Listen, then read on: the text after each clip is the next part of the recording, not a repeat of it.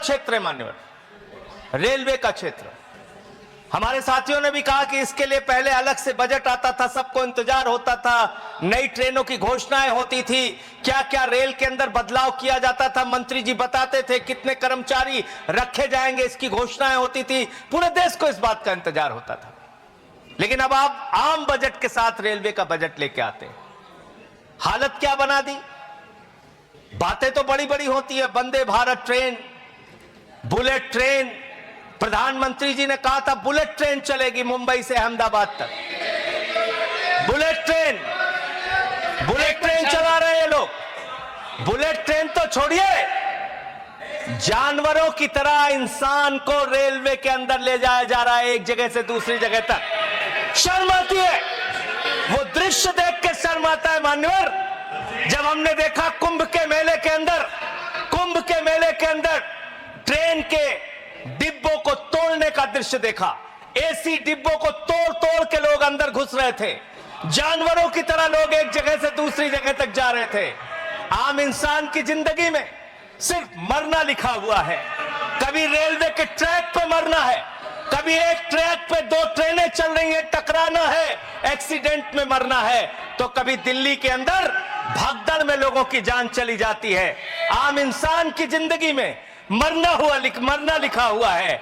और रेलवे के कर्मचारी, गैंग्समैन मेरे पास आए थे मिलने के लिए। सर, उन लोगों का यह कहना था रेलवे ट्रैक पे काम करते हुए एक्सीडेंट हो जाता है, उसमें भी उनकी जान जाती है। यह हालत हो गई है रेलवे की आज। और रेलवे के बारे में सीएजी की एक बहुत गंभीर रिपोर्ट है। माननीय मंत्री जी यहां पे बैठे, और मैं दिल से कहना चाहता हूं, कोई यहां पे बैठे इसलिए नहीं कह रहा हूं, जब ये मंत्री बने पूरे देश को उम्मीद थी कि रेलवे के अंदर क्रांतिकारी बदलाव आएगा। यह उम्मीद थी कि एक तकनीक के जानकार, एक पढ़े लिखे, एक शिक्षित योग्य मंत्री बने देश के अंदर, वो बदलाव लेके आएंगे। लेकिन रोज एक्सीडेंट पे एक्सीडेंट, जितना ट्रेन की पटरी पे ट्रेन नहीं चलती, उससे ज्यादा ट्रेन के बाहर, पटरी के बाहर ट्रेनें चल रही हैं। यह अव्यवस्था का आलम है कि यहां भगदड़ से लोगों की मौत हो गई, मंत्री जी को पता तक नहीं था। इसका मतलब इनके कर्मचारी, इनके अधिकारी इनको बताते भी नहीं कि इतना बड़ा हादसा हो गया। इसी दिल्ली में लोगों की मौत हुई। सर, मैं सीएजी की रिपोर्ट एक आई रेलवे के बारे में, उसके बारे में अपनी बात कह के अपनी बात खत्म करूंगा। 2604 करोड़ रुपए, 2604 करोड़ रुपए की गड़बड़ी रेलवे में पकड़ी गई।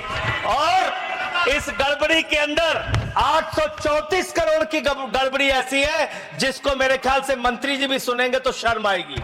मुंबई से बांद्रा तक एक रेलवे के डेवलपमेंट का प्रोजेक्ट रखा जाता है, उसके लिए लोन लिया जाता है, उस लोन के ऊपर जो कर्ज का ब्याज दिया जाता है वो 834 करोड़ रुपए दिया जाता है, लेकिन वो परियोजना शुरू तक नहीं होती। मान्यवर, यह है अनियमितता का मामला आपके यहां। इसका स्पष्टीकरण दीजिएगा अगर आपको मौका मिले। और अंत में एक बात कह के खत्म करूंगा अपनी बात, क्योंकि समय कम है। मान्यवर, हम लोगों ने एक फिल्म देखी थी बहुत पहले, सारी दुनिया का बोझ हम उठाते हैं, लोग आते हैं, लोग जाते हैं, हम वहीं पे खड़े रह जाते हैं। ये कुलियों के दर्द के बारे में मैं बता रहा हूं। कुलियों के संगठन के लोग मुझसे मिलने के लिए आए थे 3 दिन पहले मान्यवर, और पूरे देश में 19,000 कुली हैं जिनको उस समय की 2009 के अंदर उनके लिए घोषणा की गई थी कि उनके बच्चों को नौकरी दिया जाएगा, उनको गैंग्समैन की नौकरी दिया जाएगा। लेकिन आज उन कुलियों की हालत यह हो गई है कि रेलवे के प्लेटफॉर्म पे ई रिक्शा चलते हैं, रेलवे के प्लेटफॉर्म पे वाहन चलते हैं जिसमें सामान ढोने के लिए यात्रियों को एक प्लेटफॉर्म से दूसरे प्लेटफॉर्म पे पहुंचाने के लिए वहां पे वाहन मौजूद हैं। जाहिर सी बात है पैसेंजर उसका इस्तेमाल करेंगे।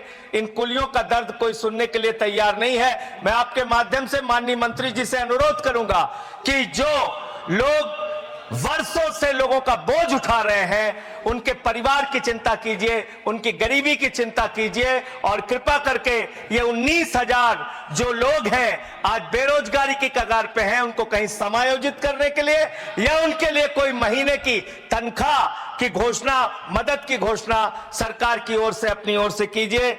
और अंत में यही बात कह के अपनी बात को समाप्त करूंगा कि आज पूरे देश को इंतजार है इस बात का कि कब ये दुर्घटनाएं रुकेंगी। पूरे देश को इंतजार है इस बात का कि 3 लाख भर्तियां जो आपने रोक रखी है, जिसके कारण आज संवेदनशील जगहों पे एम्प्लॉय नहीं है, कर्मचारी नहीं है, दुर्घटनाएं हो रही हैं, वो कब रुकेंगी।